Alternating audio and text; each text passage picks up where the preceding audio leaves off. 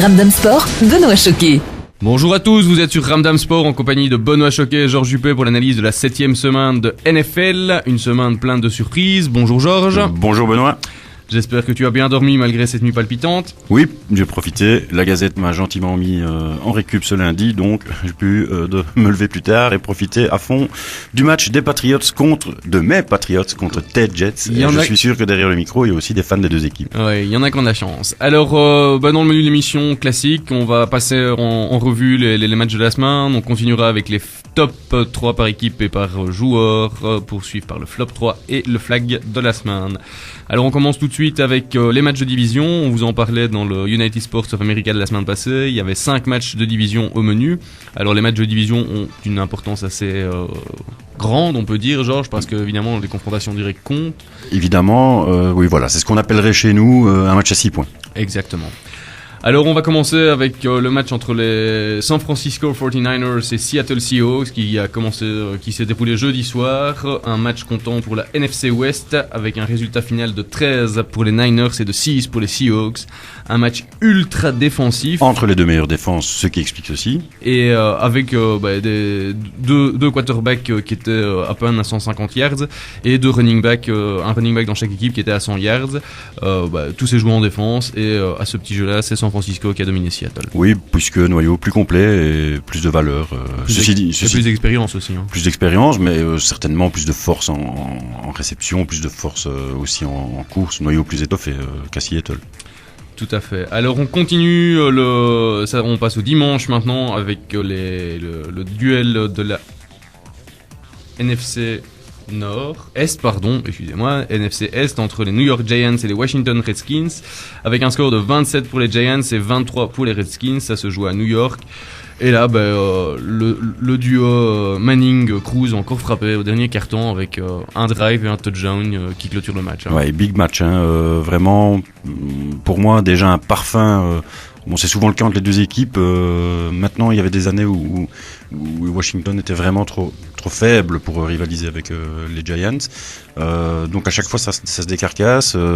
Ça donne aussi beaucoup de conviction à des joueurs qui sont du coup on va dire à 120% de leurs moyens sur ce match-là. C'était un vrai match, on se croyait en play-off. Une vraie rivalité. La meilleure équipe l'a remporté, mais il a fallu sortir le grand jeu pour Eli Manning, le quarterback. Exactement. Alors on continue avec la NFC South avec le duel entre New Orleans et Tampa Bay avec un score de 35 pour New Orleans et 28 pour Tampa Bay.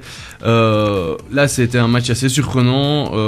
Greg Schiano, le coach de Tampa Bay, a fait quelques erreurs au niveau appel offensif, notamment sur un drive où il est à 1 yard de la zone d'en but des Saints et il appelle 4 fois le même jeu à course. Donc résultat, il n'y a aucun point qui se fait suite à une course de 95 yards, à une passe de 95 yards de oui, Josh parce Freeman. Que dans ce match, on peut dire que les coureurs pouvaient rester assis et regarder avec nous, parce que ils servent à rien. Ça balance.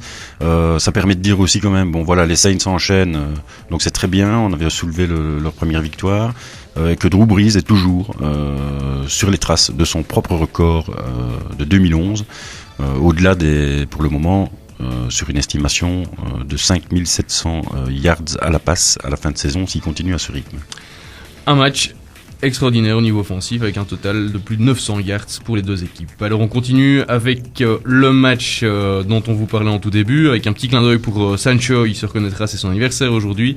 C'était le match de la FC Est entre les New England Patriots et les New York Jets, score final 29-26. Mais je te propose d'y revenir dans les top flops parce qu'on aura beaucoup à dire sur ce match. Ah oui, il y a beaucoup à dire. Un vrai match de NFL, un match au sommet qui a tenu toutes ses promesses.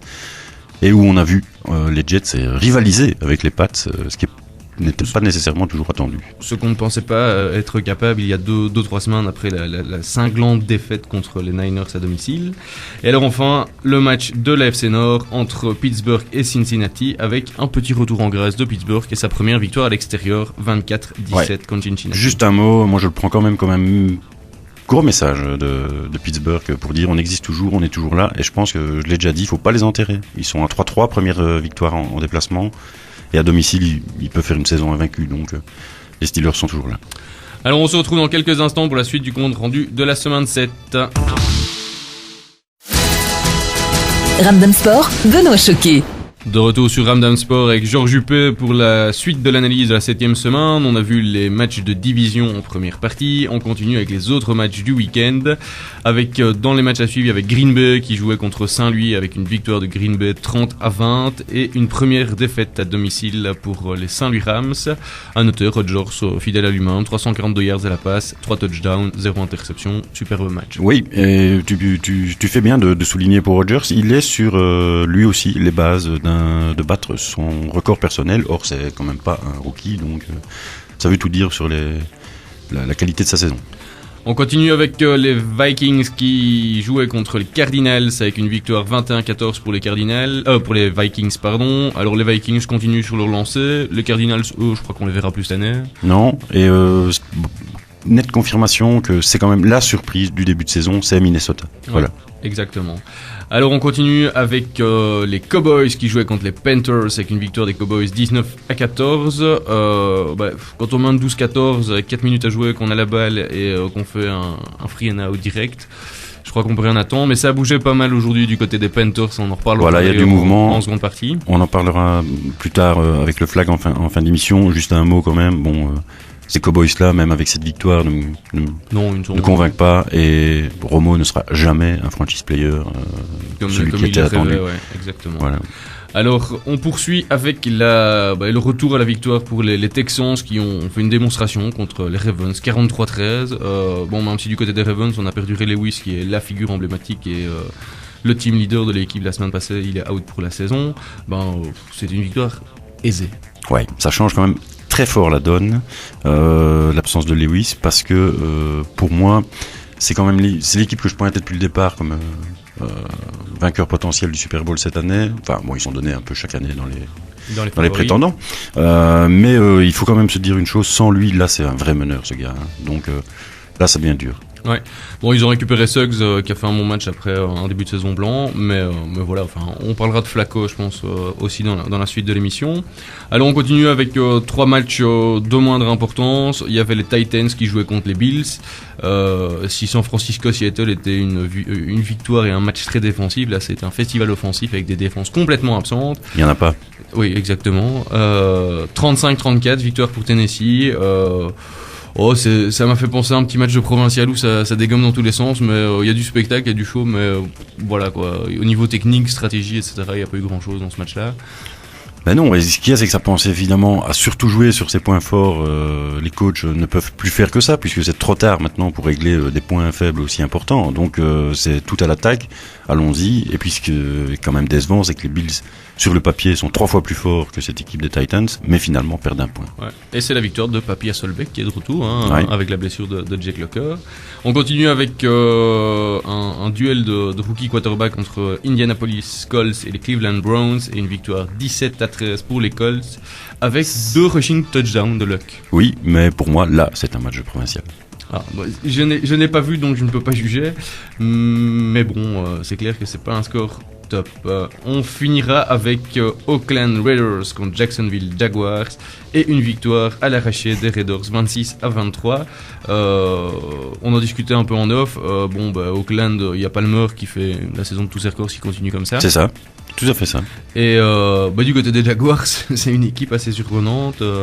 Ici, ils n'ont pas eu de chance. Gabbert, leur quarterback titulaire, est out. Maurice Jones-Drew s'est blessé pendant le match.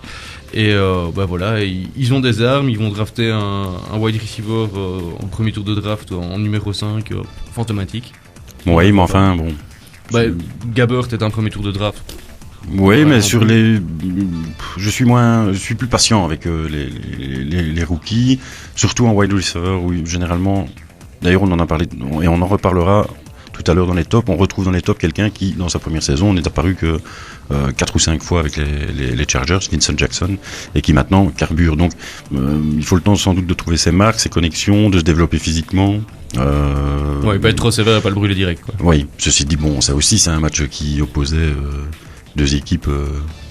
C'est un petit standard à lire, ça, en quelque sorte. Actuel, oui. Ouais. Ah oui, c'est ça. C'est à peu près ça. C'est à peu près ça. C'est une bonne conclusion, Benoît. Merci, Georges.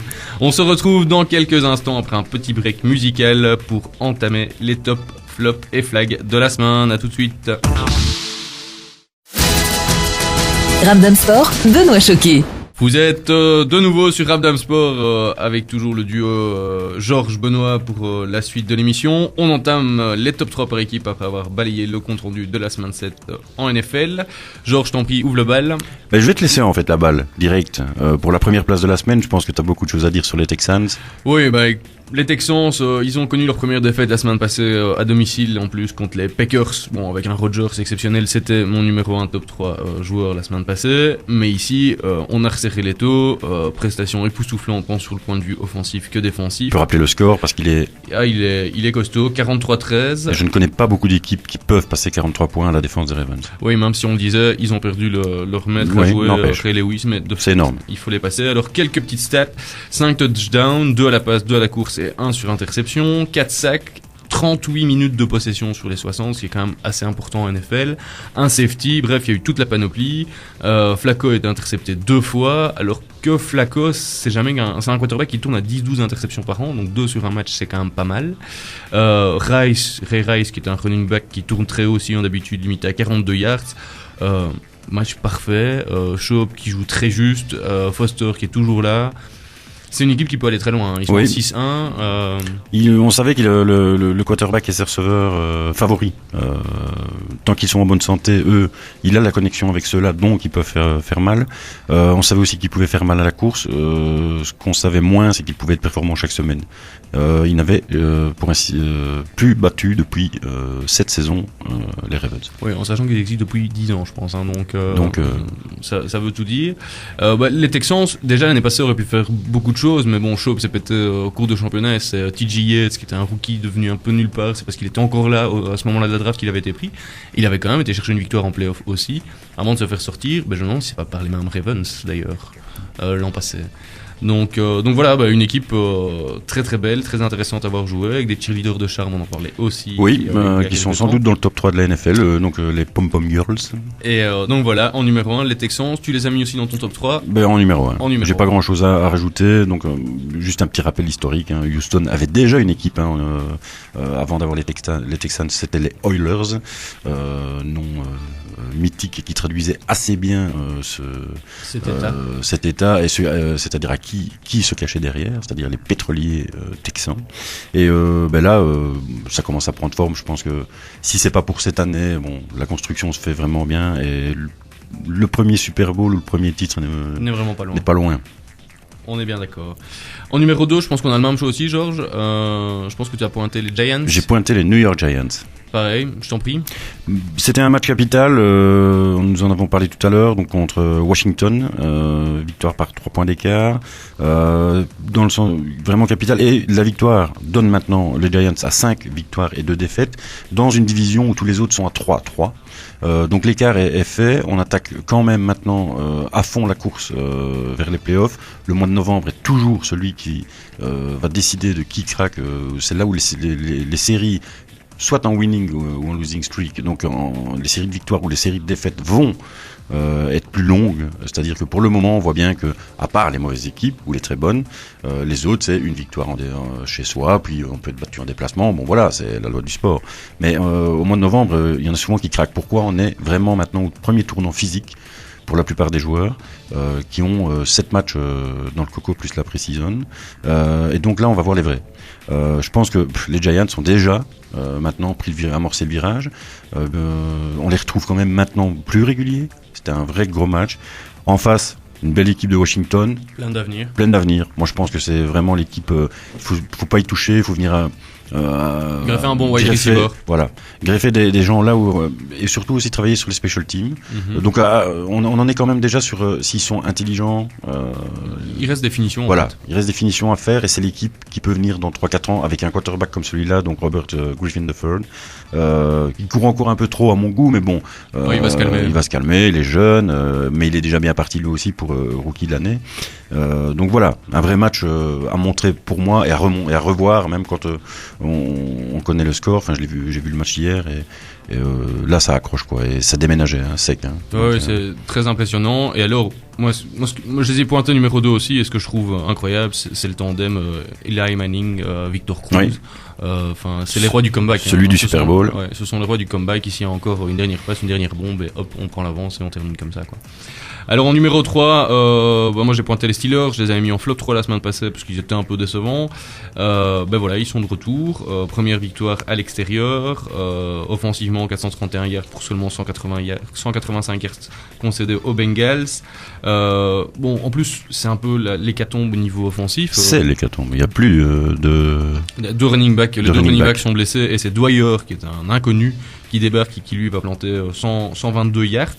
Il y a 2 starters de l'offensive line qui sont out aussi, mais malgré tout une victoire pour revenir à 3-3, donc les Steelers en 3e position. Oui, maintenant il faut voir combien de temps ces joueurs vont rester sur la liste des blessés, puisque en NFL, contrairement au football, vous devez déclarer les joueurs blessés et pas de bluff possible. Pas de bluff. Et le bluff est sanctionné d'ailleurs. Voilà. Et on retrouve quand même dans ce que tu as dit, Benoît, les effets sur le score. Roethlisberger se fait quand même saquer 3 fois, donc. Oui, ils avaient drafté 2 joueurs pour renforcer le line et il y en a un qui s'est blessé avant le début de saison, donc ça a déjà été un problème. Voilà. Comme on dit souvent avec Steelers never die. Never. Alors, on rappellera quand même que c'est la ville jumelée avec Charleroi. Donc, en plus. Le Sporting never dies non plus. Hein. On finit avec ton top 3 et ta 3e équipe. Bah écoute, un petit clin d'œil parce qu'on n'aura pas l'occasion, à mon avis, très souvent de les mettre dedans. Donc j'ai pris Tennessee Titans pour le 35-34 contre les Bills. J'aurais très bien pu mettre les Bills en fait dans les flops, mais qu'ils y sont chaque semaine quasiment avec leur défense, enfin leur non-défense. Bon ben voilà, 2e victoire de suite. En fait, j'ai remarqué, Benoît, depuis qu'on les a mis dans les flops.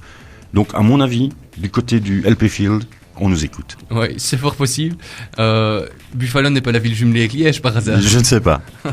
Peut-être encore un autre clin d'œil à Sancho. On te souhaite un bon anniversaire. On espère que tu t'es remis de ce match à Mons, puisque tu es malheureusement pour toi, mais tu ne l'as pas choisi, paraît-il, Standard Menne. Ramdam Sport, Benoît Choquet. Vous êtes sur Ramdam Musique et Ramdam Sport avec Georges Juppé, Benoît Choquet pour la 4e partie de l'émission et le top 3 des joueurs. Alors on commence tout de suite avec Vincent Jackson. Moi j'ai mis Vincent Jackson et Josh Freeman à la première place parce que un wide receiver numéro 1 c'est bien beau, mais il faut un quarterback qui balance les passes. Alors pourquoi ? Parce que c'est un nouveau tandem. Jackson était au San Diego Chargers l'année passée, il débarque au Tampa Bay et la connexion est en train de prendre et de belle manière. J'en parlais déjà la semaine passée. Quelques stats, Jackson 216 yards à la réception en 7 catchs et un touchdown. Freeman 420 yards à la passe, 24 sur 42, 3 touchdowns, 0 interception. Freeman, pour la petite histoire, avait fait une 2e saison ou 3e saison professionnelle de très bonne facture. L'année passée, il avait été un peu décevant et ici, il est bien de retour. Je pense que Jackson est dans ton top aussi, Georges. Oui, moi je l'ai classé à la 2e place, mais pour compléter ce que tu disais, donc 216 yards cette semaine, à noter que c'est en 7 réceptions. Donc ça fait 30 yards de moyenne. Donc là, c'est vraiment le joueur qui est allé s'incruster très profondément dans la défense avec des mains très sûres. Ce que je voudrais rajouter, c'est que voilà pourquoi il faut être patient aussi avec certains wide receivers. Jackson, comme tu l'as dit, vient des San Diego Chargers, 29 ans, 8e saison, il a mis 3 saisons de démarrage, Jackson. Depuis la 4e saison, il tourne exactement à 1100 yards en moyenne par saison, et il est exactement sur cette marge-là, même légèrement supérieur là, pour le moment, surtout suite à cette perf. Et donc voilà, c'est l'exemple même que sans doute le joueur est à maturité, et surtout qu'il vient de trouver, comme tu dis, la connexion avec Jackson, comme il l'avait trouvé avec Rivers à San Diego. Freeman, tu veux dire? Oui, il a tourné la connexion avec Freeman. Avec Freeman. Alors, en numéro 2, j'ai mis Chris Johnson. Après l'avoir mis au pilori en début de saison pour cette perf catastrophique pour un joueur qui a fait grève en réclamant un plus gros salaire, qui avait obtenu le meilleur salaire des running backs. Il n'en touchait pas une en début de saison, mais ici c'est un petit peu énervé ce week-end. Évidemment contre la défense des Bills c'est toujours un peu plus facile. Mais 18 catchs, 195 yards, dont 130 yards en première mi-temps, 2 touchdowns, c'est 2 premiers de la saison d'ailleurs. C'est une perf qu'on pouvait pas mettre de côté, même si c'était contre une défense fantôme. Mais voilà, en 2e position, il fait partie de ton top aussi, Georges. Ouais, moi je l'avais mis à la première place parce que d'abord c'est un caractériel, c'est certain. C'est un peu un solo player. Qui pense d'abord à lui. On l'a bien vu puisque, comme tu l'as dit, avec ses histoires de salaire, il a quand même mis quasiment le Bronx dans toute l'équipe l'année passée. Il faut rappeler aussi que ce garçon n'en est qu'à sa cinquième saison NFL et que Sam il avait signé 2006 yards de course en 2009. C'est faramineux évidemment, mais on attend ce Chris Johnson là tout le temps. CJ 2K, mais bon, quand on exige un salaire, c'est même pas qu'on attend, c'est qu'on était obligé d'être comme ça tout le voilà. temps, je pense. Hein, donc, bon, peut-être pas à 195, mais au moins à 100 yards toutes les semaines. Exactement. Et alors en 3, j'ai pointé un défenseur, ça fait la 3e semaine d'affilée qu'on reprend un défenseur dans nos top 3, mais voilà, Rob Ninkovich de son prénom, 6 tackles, 1,5 sac, un force fumble, un fumble recovery, qui offre en plus la victoire aux prolongations aux Patriots. Je l'ai pas mis le gaieté de cœur, mais voilà. Alors ce qui est assez surprenant chez ces joueurs-là, c'est un 6e tour de draft. De 2006 à 2009, rien. Il est passé d'équipe en équipe, Saints, il a fait un petit crochet aux Dolphins, il est revenu aux Saints, etc. Et puis la résurrection sous Belichick aux Patriots, où il est devenu titulaire et où il est un beau titulaire en defensive end. Oui, c'est le meilleur dit que les Patriots c'est connu sans doute. Donc voilà. Bon, j'ai vu sur son action sur le blitz final. Bon voilà, c'est lui qui provoque. Tout le monde est concentré sur Will Fork et les autres gros mastodontes de la O-line. Et il surgit. Bon, c'est un bon choix. Il est dans la phase gagnante du match de son équipe. Donc oui, il était présent tout le reste du match parce que bon, sur les 4 sacs des Patriots, il en prend une mis à sa charge. Un top 3. Et en plus, un défenseur propre, donc.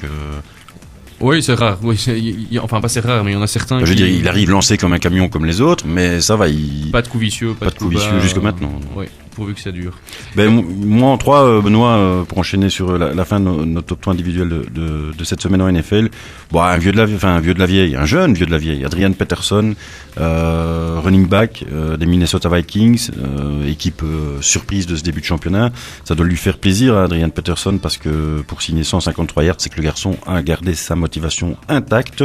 Adrian Peterson, c'est 27 ans, 6e saison NFL, une seule sous les milliards de courses, c'est l'année passée. Et donc là, on est parti. Oui, il est passé parce qu'il était blessé en plus. Blessé, mais c'est aussi un style très particulier, crochet, double crochet, parfois triple, joueur qui pivote sur lui-même, sans doute 3 fois plus vite que la moyenne de l'être humain normal, capacité d'accélération. Enfin voilà, regardez Adrian Peterson jouer comme c'était le cas ce week-end, c'est toujours un régal. Oui, un joueur dont on n'a pas parlé mais qu'on aurait pu mettre dans notre top 3 cette semaine, c'est un Frank Gore, parce que contre Seattle, il fait quand même 131 yards à la course plus 51 yards de réception. Alors j'y ai pensé, alors pourquoi ne l'as-tu pas mis ? Qu'est-ce qui lui manque ? Un touchdown. Oui, exactement. Bon, et puis il y a eu d'autres perfs exceptionnels sur le côté. Voilà, mais 130 yards à la course, ok, mais Frank Gore, on attend lui aussi que dans la red zone, il perce quoi. Oui, sans compter qu'en plus, Gore est le running back titulaire, mais il y en a d'autres sur le côté. Il y a Carter qui joue, ils font pas mal de wildcat avec Kaepernick, donc voilà, il a un peu de la concurrence, mais bon, il est aligné, mais comme tu dis, il lui manquait un touchdown, contrairement aux autres protagonistes qu'on a choisis. D'ailleurs, j'aimerais bien revenir un petit peu sur Jackson. Je sais pas si tu as vu son dernier drive avec Freeman, qui était un drive quand même exceptionnel. Ça m'a fait penser au drive entre Luck et Reggie Wayne il y a 2-3 semaines contre les Green Bay Packers. Et il y a eu un phénomène assez important, c'est il y a un touchdown qui est mis en dernière partie, à la dernière seconde, Freeman balance, et en fait, pour nos amis auditeurs, le touchdown était annulé parce que le receveur de Tampa Bay a été mis dehors, et il est revenu dans le jeu, ce qui était interdit en NFL, parce que le quarterback est sorti de la pocket zone. Donc si le quarterback n'était pas sorti de la pocket zone, le touchdown était validé. Mais comme il en est sorti, le touchdown était annulé. Et ce qui a créé une légère confusion parce que Greg Schiano pensait que c'était bon, mais ça ne l'était pas. Et donc voilà, mais c'était un superbe match. Alors bon, petite précision sur le duo Jackson-Freeman, c'est un peu pour Johnson, il jouait contre les Saints qui ne sont pas non plus la meilleure défense en NFL pour le moment. Non, donc, et qui mise tout sur l'offensive. L'offensive avec le meilleur quarterback de la ligue sans doute. Mais si vous avez, s'il y a 2 matchs à retenir, c'était Tampa New Orleans au niveau offensif et Niners Seattle au niveau défensif. Voilà, là on a le match le pôle Nord et le pôle Sud. Exactement. Ramdam Sport, Benoît Choquet. Vous êtes sur Ramdam Sport pour la dernière partie de l'émission. Après les top 3 joueurs et équipes, on passe maintenant au flop 3. Alors, en flop 3 cette semaine, j'ai pointé les Panthers en numéro 1. Alors, il y a une news toute fraîche. Le GM, le General Manager, était viré des Panthers, ce qui est normal après un début de saison à 1-5. Et quand on a un rookie, on drafte un rookie comme Cam Newton l'année passée, même si le calendrier était hard, c'est une saison hyper décevante pour les Panthers. Moi, je pense en plus que Rivera, le coach, qui est un coach à vocation défensive, n'est pas fait pour cette franchise qui se doit offensive avec un quarterback comme Cam Newton. Donc c'est mon premier choix de la semaine. En numéro 2, j'ai pointé la O-line des Cardinals, simplement parce que c'est la pire O-line de toute la NFL. 35 sacs accordés aux défenses adverses, dont 7 rien que contre les Vikings ce week-end. Alors déjà qu'ils n'ont pas des quarterbacks stars qui en plus ont du mal à rester en bonne santé, ça va pas les aider. Et un autre chiffre intéressant, c'est que les running backs sont limités à 3,6 yards par prise en main, je veux dire. Et ça indique bien là où les meilleures équipes sont à 5,5 yards par snap, eux ils sont en 3,6 et c'est la O-line qui est en partie responsable de ça.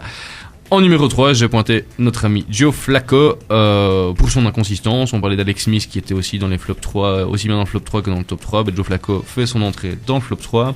Après son match à Kansas City où il a 55 de rating et 48% de passes complétées. Dallas, 107 de rating, 65% de passes complétées. Houston, 45 de rating, 49% de passes complétées. Donc comment passer du top au flop par monsieur Joe Flacco. Georges, ton flop 3. Eh bien, j'ai placé, moi, l'ensemble des Ravens, c'est pas seulement Joe Flacco, qui avait commencé, petite incision et précision, sa carrière en football américain, en college football, comme wide receiver et pas comme quarterback, ben peut-être qu'il aurait dû choisir wide receiver.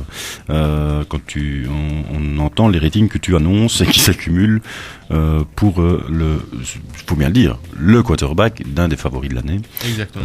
C'est trop peu. Les Ravens, voilà, on a tout dit dans les autres parties de l'émission sur ce match, la raclée chez les Texans, là où les Ravens ne perdent soi-disant jamais.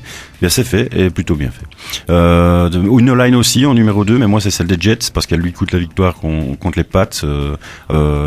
Sanchez se fait saquer 4 fois, dont la 4e est fatale en overtime pour un fumble forcé qui coûte donc la victoire aux Jets face aux Patriots.